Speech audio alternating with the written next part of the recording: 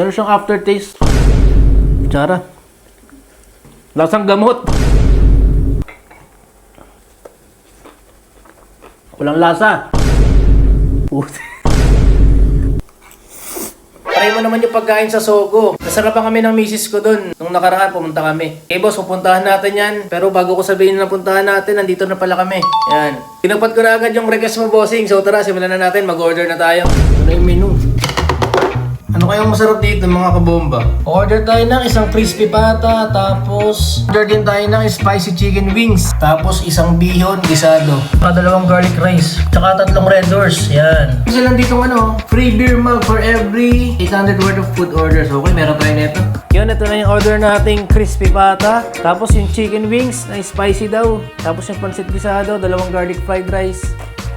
100 plus ba? Anong peraso to? Mainit-init. Pa natin. Guys, may umuul sa kabila. First bite.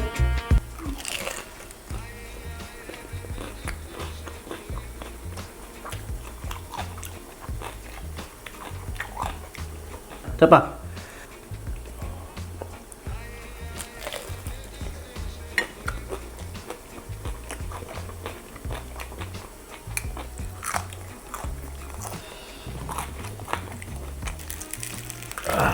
Yan. Init.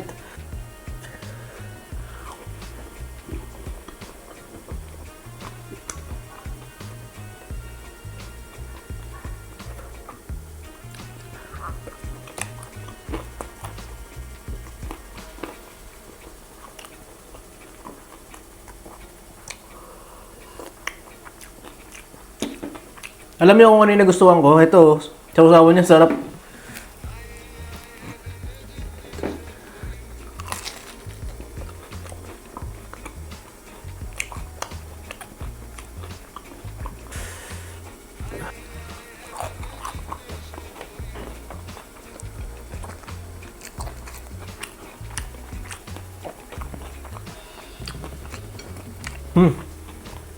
Ito guys, masarap yung garlic fried rice sila. Malalasa mo talaga yung garlic niya.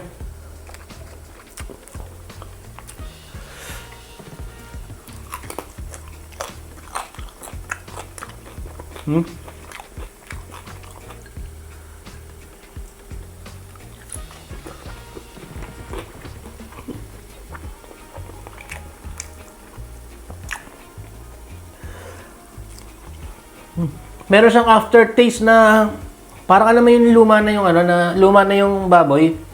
Etong laman. Dito na atsara pala to, ha. Ito atsara. Lasang gamot. Parang walang suka itong atsara.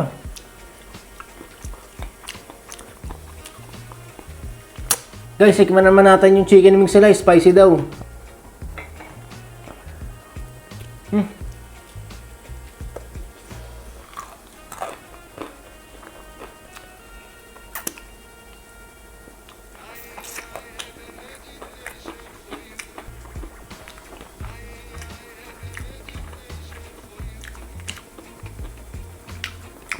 Matabang. Ay ko nga walang sausawan.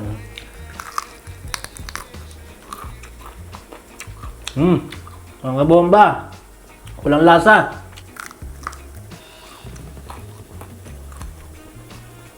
Isa pa.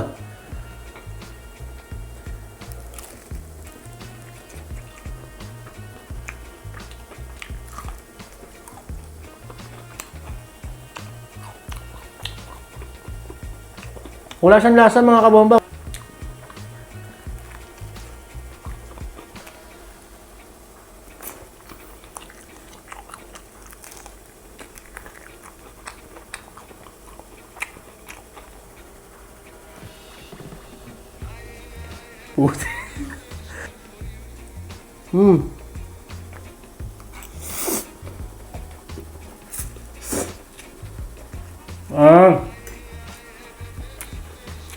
Ito malasa, pwede. Ang sarap siya.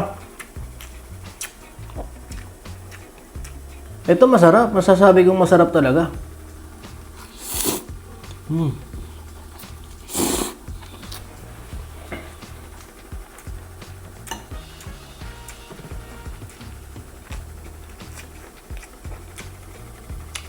Guys, pagka pupunta kayo dito sa Sogo, ang marerecommend ko itong pansit tsaka itong garlic. Itong garlic fried rice sila. Isa pa.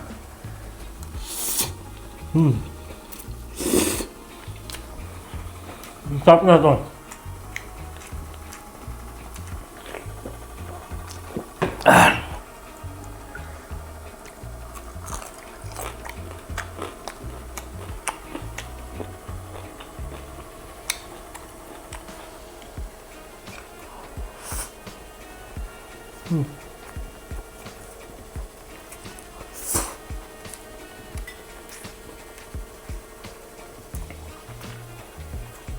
Sa buong buhay ko ngayon ako nakapasok sa Sogo. Hindi pa kasi ako nakapag-motel eh. Bali first time ko itong nag-Sogo. So yun lang mga kabomba. Ito sa inyo na tong dalawa. Itong crispy pata at saka manok. Sa inyo na to. Ito, uwi ko to. Alright.